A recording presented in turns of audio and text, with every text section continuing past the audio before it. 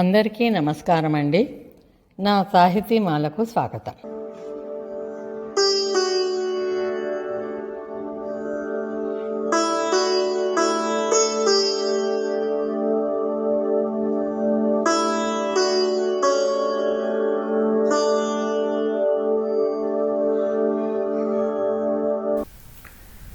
ఈరోజు మన సాహితీమాలలో మీరు చూడబోతున్న దేవాలయం మేడారం సమ్మక్క సారలక్క.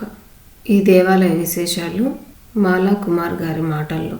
ఈ జనవరి 28 నుంచి 31వ తారీఖు వరకు తెలంగాణలోని అతిపెద్ద జాతర మేడారం జాతర మొదలు కాబోతుంది.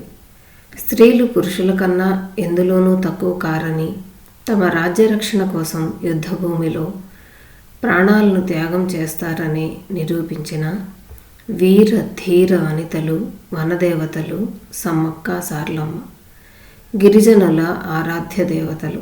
వారిని పూజిస్తూ జరిపే జాతరనే ఈ మేడారం జాతర. మా చిన్నప్పుడు మా నాన్నగారి ఉద్యోగరీత్యా ములుగు దగ్గర గూడెంలో ఉండేవాళ్ళం. ఈ జాతరకు నాన్నగారు కూడా వెళ్ళేవారట. అమ్మ మమ్మల్ని కూడా తీసుకుపోమ్మంటే అక్కడ అడవి జంతువులు, పాములు ఉంటాయి, మేము వస్తుంటేనే మా జీపుకు అడ్డంగా పులి వచ్చింది అని తీసుకుపోలేదట. అక్కడ టెంట్స్ వేసుకుని ఉండేవారట. అప్పుడు వెళ్ళలేకపోయాను. కానీ 2018లో మా ఏమండి వరంగల్ బ్రిడ్జ్ టోర్నమెంట్స్కు వెళ్తుంటే నేను, ఆయన ఫ్రెండ్ డీజీపీ శాస్త్రి గారి భార్య రాజేశ్వరి గారు వెళ్ళాము. జాతర అయ్యాక మళ్ళీ ఆ అడవిలోకి ఎవరూ వెళ్ళేవారు కాదని మా డ్రైవర్ చెప్పాడు. ఇప్పుడు గుడిలాగా కట్టించారు. అందరూ వస్తూ పోతూ ఉన్నారు. మేము పోయిన నెల వెళ్ళినప్పుడు జాతర దగ్గరకు వస్తుండడంతో రోడ్లు బాగు చేయడం, కరెంటు పనులు మొదలైనవి జరుగుతున్నాయి. కొద్ది దూరం వెళ్ళగానే రోడ్డు మీదుగా వాగు కనిపించింది. అప్పుడప్పుడు వాగులు ఇలా పొంగుతూ ఉంటాయని వెనుకకు తీసుకెళ్ళి పక్క రోడ్డు మీదుగా తిప్పి తీసుకెళ్ళాడు. అలా అడవి మధ్య నుంచి వెళ్ళడం కూడా ఒక మంచి అనుభూతి. కొంచెం అడవి మధ్యలోకి వెళ్తామని ఉత్సాహపడ్డాను. కానీ చీకటి పడుతోందని మా ఫ్రెండ్ రాజేశ్వరి, మా డ్రైవర్ మహేష్ ఒప్పుకోలేదు. మొత్తం వెదురుతో కట్టిన గుడి అది. మామూలు గుడికి భిన్నంగా ఉంది.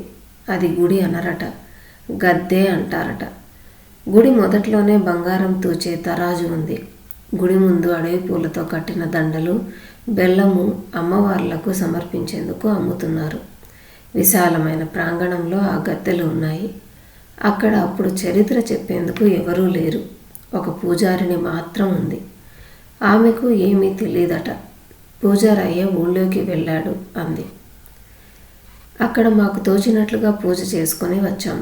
అసలు అమ్మవారు ఎక్కడ ఉంది, ఎక్కడి నుంచి ఈ గద్దె మీదకు తీసుకొస్తారు అని అడిగితే ఆమె కానీ మహేష్ కానీ చెప్పలేకపోయారు. మా మహేష్ పెళ్ళి అక్కడే అయిందని ఆ స్థలం చూపించాడు. మేడారం జాతర మొదలయ్యేలోపు సమ్మక్క సారలక్క దేవస్థానం ఆధునీకరించేందుకు ప్రభుత్వం 251 కోట్లతో పనులు మొదలుపెట్టింది. దాదాపు 80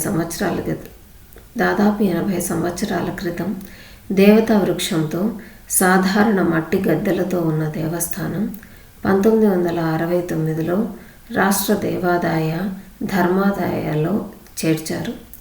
1970లో తొలిసారి రాష్ట్ర పండుగగా మహాజాతరగా నిర్వహించినప్పటి నుండి మేడారం దేవస్థానం, దాని పరిసరాలు కొత్త మార్పులు సంతరించుకున్నాయి. వందల సంవత్సరాల పాటు చరిత్రలో నిలిచిపోయేలాగా కొత్త నిర్మాణాలను చేపట్టారు. గద్దెల పునరుద్ధరణ, ఆదివాసీ దేవతల చరిత్ర ఉట్టిపడేలా శిల్పకళ, శాండ్ స్టోన్ పలకలపై 7000 గిరిజనుల సంప్రదాయాల బొమ్మలు, సమ్మక్క సారక్క, పగిడి గిద్దరాజు, గోవిందరాజు వంశాల చెట్లు, జంతువులు, గోట్టు గోత్రాల చిత్రాలు, పూజా వృక్షాలు, భావితరాలకు తెలిసేలాగా బొమ్మలను ఏర్పాటు చేశారు. జాతర మొదలైతే చాలా రష్ ఉంటుందని మా డ్రైవర్ మహేష్ కుటుంబం పోయిన నెలలోనే వెళ్ళి అమ్మవార్లను దర్శించుకొని మొక్కులు చెల్లించుకొని వచ్చాడు. ఇప్పుడు చాలా వరకు ఏర్పాట్లు పూర్తయ్యాయని, ఇప్పుడు వెళితే చాలా బాగుంటుందని అన్నాడు. కానీ నాకే ఓపిక లేక వెళ్ళడం లేదు. జాతర అయ్యాక ఒకసారి వెళ్ళాలని ఉంది. అమ్మవార్ల దయ ఎట్లా ఉందో మరి. ఇక సమ్మక్క సార్లక్కల గురించి వివిధ కథలు ప్రచారంలో ఉన్నాయి. అందులో ఎక్కువగా వినిపించేది కాకతీయులు వారి రాజ్యం మీద దండెత్తితే వీరోచితంగా పోరాడారని, రుద్రమదేవి కన్నా ముందే ఆ యువతులు యుద్ధంలో పాల్గొన్నారని అంటారు. కొంతమంది వీరిద్దరూ అక్కా చెల్లెళ్ళు అంటారు, కొంతమంది తల్లి కూతుళ్ళు అంటారు.